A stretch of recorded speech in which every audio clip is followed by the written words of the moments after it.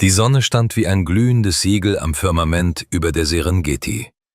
Es war jene Zeit des Tages, in der die Luft so schwer und heiß ist, dass sie über dem Boden zittert und die fernen Akazienbäume wie tanzende Geister erscheinen lässt. Inmitten dieser unerbittlichen Hitze rannte ein winziges Lebewesen um sein Leben. Ein kleiner Löwenjunge, gerade einmal 10 Wochen alt, galoppierte mit letzter Kraft durch das staubige, gelbe Gras. Sein Herz hämmerte so fest gegen seine Rippen, dass er das Gefühl hatte, seine Brust müsse zerspringen. Sein Name, hätte seine Mutter ihn rufen können, wäre ein sanftes Schnurren gewesen, doch jetzt hörte er nur das Grauen hinter sich.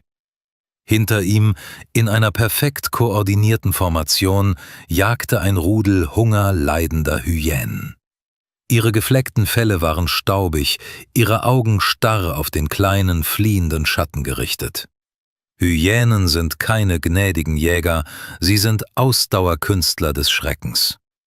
Der Löwenjunge hörte ihr hohes, hämisches Kichern, ein Laut, der in der Wildnis den sicheren Tod ankündigt. Er spürte ihren heißen, ranzigen Atem in seinem Nacken. Jeder Atemzug des Kleinen war ein brennendes Stechen in seiner Lunge, doch der Instinkt peitschte ihn voran. Seine Mutter war bei der Jagd von einer wandernden Gnuherde getrennt worden, und in jener schutzlosen Sekunde hatten die Hyänen ihre Chance gewidmet. Nun war er allein. Vor ihm, inmitten der flimmernden Einöde, tauchte plötzlich eine Silhouette auf. Es war eine einsame Schirmakazie. Ihr Stamm war krumm und von den Stürmen der vergangenen Jahrzehnte gezeichnet, ihre Äste trugen nur spärliches Laub und lange, nadelspitze Dornen. Ohne eine Sekunde zu zögern, mobilisierte der kleine Löwe seine letzten Reserven. Er wusste nicht, ob er klettern konnte, Löwen sind keine Leoparden, und in seinem Alter war er noch tapsig. Doch die Angst verlieh ihm Flügel. Er sprang den rauen Stamm an. Seine kleinen, noch weichen Krallen suchten verzweifelt Halt in der borkigen Rinde. Zuerst rutschte er ab. Ein Schrei des Entsetzens entwich seiner Kehle, als er den Boden wieder berührte und die erste Hyäne nur noch 3 Meter entfernt war. Er sprang erneut, diesmal mit der puren Kraft der Verzweiflung.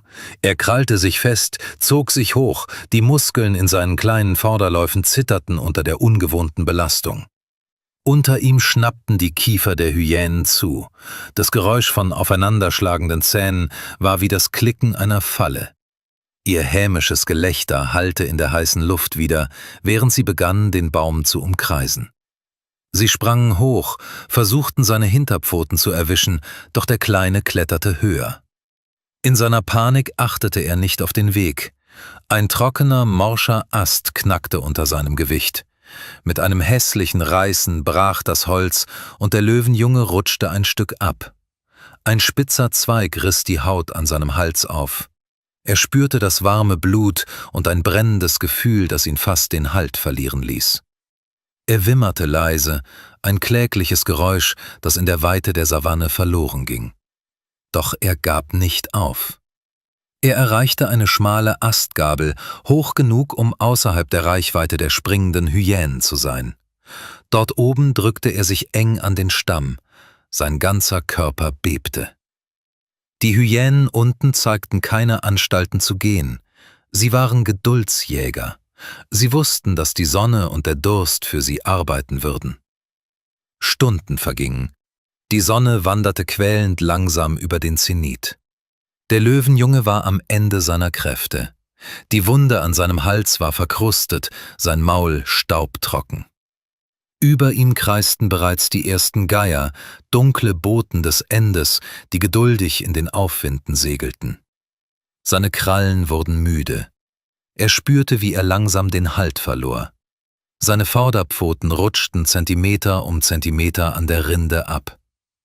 In diesem Moment, als alle Hoffnung schwand, erzitterte der Boden unter schweren, rhythmischen Schritten.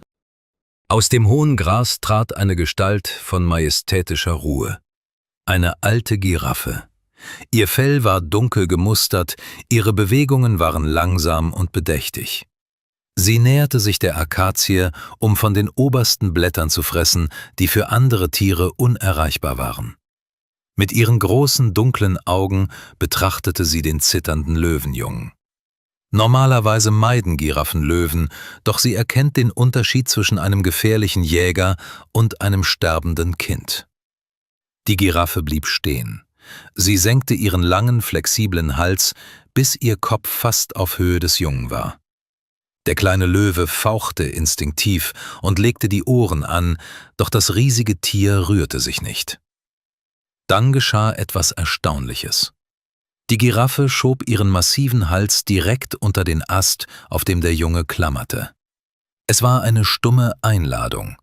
Der Instinkt des Überlebens siegte über die Angst vor dem Fremden. Vorsichtig, Zentimeter für Zentimeter, ließ sich der Löwe auf den Nacken der Giraffe sinken. Er krallte sich in die kurze, borstige Mähne. Die Giraffe wartete, bis er festen Halt hatte und senkte dann ihren Hals ganz langsam und sacht zum Boden, weit weg von der Seite, an der die Hyänen, die sich inzwischen in den Schatten zurückgezogen hatten, lauerten. Sobald seine Pfoten den Boden berührten, huschte der Kleine ins dichte Gebüsch. Die Giraffe sah ihm kurz nach, ein lautloses Lebewohl, und zog dann unbeeindruckt weiter über die Ebene. Am späten Nachmittag patrouillierte Alex, ein erfahrener Ranger des Nationalparks, in diesen Sektor. Alex liebte die Savanne, doch erkannte auch ihre Grausamkeit. Mit seinem Fernglas suchte er die Umgebung nach Wilderern ab, als er eine Bewegung im hohen Gras nahe der alten Akazie bemerkte. Er hielt den Jeep an und stieg vorsichtig aus. Dort, in einer Kuhle unter einem Busch, fand er ihn. Der Löwenjunge war völlig dehydriert, seine Augen waren trüb und der Schnitt an seinem Hals sah entzündet aus. Er war zu schwach, um zu fliehen. »Ganz ruhig, Kleiner«, flüsterte Alex. Er nahm seine Jacke, wickelte den Jungen behutsam ein und trug ihn zum Wagen. Im Rettungszentrum des Parks begann der Kampf um das Leben des kleinen Königs. Die Tierärzte reinigten die Wunde und gaben ihm über einen Tropf Elektrolyte und Nährstoffe. Alex verbrachte jede freie Minute am Gehege. Er sprach mit sanfter Stimme zu ihm, um ihn an die Anwesenheit eines wohlwollenden Wesens zu gewöhnen. Er nannte ihn Leo, auch wenn er wusste, dass das Tier eines Tages wieder wild sein musste. Wochen vergingen. Aus dem schwachen Bündel Fell wurde ein kräftiger Junglöwe. Sein Fell glänzte golden, seine Augen blitzten vor Intelligenz und Tatendrang. Er erkannte Alex' Schritt schon von weitem und reagierte nicht mehr mit Fauchen, sondern mit einem aufmerksamen Blick. Zwischen dem Mann und dem Raubtier war ein unsichtbares Band entstanden. Ein Band aus Respekt und gerettetem Leben. Der Tag der Freilassung war gekommen. Es war ein bittersüßer Moment für Alex. Er wusste, dass Leo in die Freiheit gehörte, doch er sorgte sich um ihn. Sie brachten ihn in ein abgelegenes Tal, weit weg von menschlichen Siedlungen, wo es reichlich Wild und andere Löwenrudel gab. Als Alex die Transportbox öffnete, zögerte Leo. Er trat hinaus, sog die vertrauten Gerüche der Freiheit ein, den Duft von trockenem Gras, wilden Tieren und herannahendem Regen. Er drehte sich noch einmal um, sah Alex lange in die Augen, als wolle er Danke sagen, und verschwand dann mit einem eleganten Satz im endlosen Meer aus Gold. Monate vergingen. Die Trockenzeit wurde extrem. Die Wasserlöcher versiegten und die Hitze wurde unerträglich. Alex war oft allein unterwegs, um die Wanderrouten der Tiere zu überwachen. Eines Tages trieb ihn die Suche nach Spuren von Wilderern in eine zerklüftete Felsenschlucht. Das Gelände war tückisch. Der Boden bestand aus losem Schiefer und Geröll. Plötzlich gab der Untergrund unter Alex' Füßen nach. Er rutschte ab, stürzte mehrere Meter tief in eine Spalte zwischen zwei gewaltigen Felsbrocken. Ein markerschütternder Schmerz schoss durch sein linkes Bein. Er war eingeklemmt. Er versuchte sich zu befreien, doch jede Bewegung machte es schlimmer. Sein Bein war unter einem tonnenschweren Stein gefangen. Er griff nach seinem Funkgerät, doch es war beim Sturz aus der Tasche geflogen und lag unerreichbar in einer tiefen Felsritze. Die Stunden verstrichen. Die Sonne brannte unbarmherzig in die Schlucht. Alex wusste, wenn ihn niemand fand, würde er hier verdursten. Oder die nächtlichen Räuber würden ihn finden, bevor es seine Kollegen taten. Er rief um Hilfe, bis seine Stimme heiser war, doch nur das Echo antwortete ihm. Als die Dämmerung einsetzte und die Schatten länger wurden, hörte er ein Geräusch, ein Scharren von Krallen auf Stein. Er blickte nach oben zum Rand der Schlucht. Gegen das letzte Licht des Tages zeichneten sich zwei Silhouetten ab.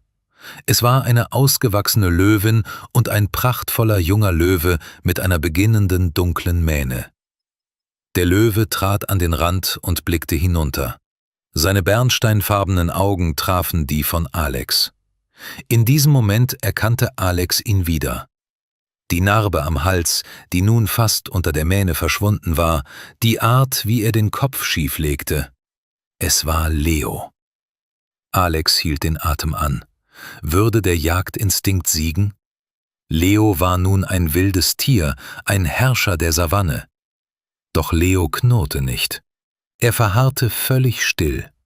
Dann, als hätte er die Situation begriffen, tat er etwas Unglaubliches. Er hob den Kopf gen Himmel und stieß ein Brüllen aus, das so gewaltig war, dass die Felswände vibrierten. Es war kein Angriffsgebrüll, es war ein Signal. Ein langgezogener, tiefer Ruf, der meilenweit über die Ebene schallte. Er wiederholte es immer wieder, rhythmisch und ausdauernd. Die Löwin stand wie eine Wächterin neben ihm und blickte wachsam in die Dunkelheit, um andere Raubtiere fernzuhalten. Auf der Ranger-Station hörten die Kollegen das ungewöhnliche, fast verzweifelte Brüllen eines einzelnen Löwen aus Richtung der Schlucht. Es klang anders als die üblichen Revierrufe. Sie beschlossen, dem Laut mit Suchscheinwerfern nachzugehen. Als die Rettungsteams die Schlucht erreichten, sahen sie im Scheinwerferlicht zwei Löwen auf dem Felsplateau stehen. Die Tiere wichen erst zurück, als die Menschen sich näherten, blieben aber in der Nähe. Die Ranger fanden den völlig erschöpften Alex und befreiten ihn aus seiner misslichen Lage. Während Alex auf der Trage zum Wagen gebracht wurde, blickte er noch einmal zurück. Oben auf dem Kamm standen die beiden Silhouetten im Mondlicht. Leo stieß ein letztes, leises Grollen aus, fast wie ein Abschiedsgruß, bevor er mit seiner Gefährtin in der Dunkelheit der afrikanischen Nacht verschwand. In der Wildnis vergessen die Tiere nicht. Ein Leben wurde gegen ein Leben getauscht. Die Gnade, die ein kleiner Löwe auf einer Akazie und in einem Rettungszentrum erfahren hatte, war als mächtiges Echo zurückgekehrt. Liebe Zuschauer, diese Geschichte erinnert uns daran, dass wir nicht allein auf diesem Planeten sind. Jede Tat der Güte, egal wie klein sie scheinen mag, hinterlässt eine Spur in der Welt. Manchmal ist es eine Giraffe, die ihren Hals beugt, manchmal ein Mensch, der eine Wunde pflegt, und manchmal ist es ein Löwe, dessen Brüllen Leben rettet.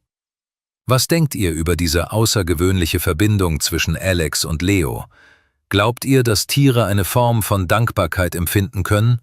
Schreibt es uns unbedingt in die Kommentare. Wir lesen jeden einzelnen Beitrag.